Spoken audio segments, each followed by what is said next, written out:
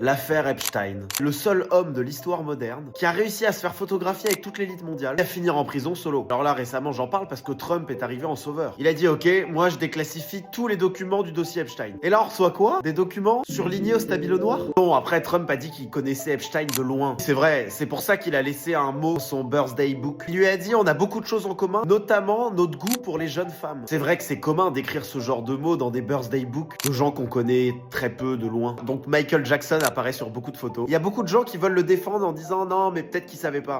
Pardon. Il a la tête d'un clown triste sous kétamine. Il vivait dans un ranch avec des enfants. Il s'habillait comme un trapéziste. Quel moment cet homme est sain d'esprit. Il y a des visages qui sont des aveux. Ensuite, il y a des photos de Trump qui a voyagé dans le Lolita Express, donc le jet privé de Epstein. Alors, ce surnom, donc ça vient de Lolita, qui est l'histoire d'une fille de 12 ans manipulée et abusée par un adulte. Alors, dans l'avion, il y a eu Clinton, Michael Jackson, le prince Andrew, avec dedans des mineurs, avec des citations du livre Lolita tatouées sur la peau. Ils ne savaient pas. C'est vrai que cet avion, il était pas du tout suspect. Il devait se dire que c'était juste des filles fans de littérature russe à 14 ans.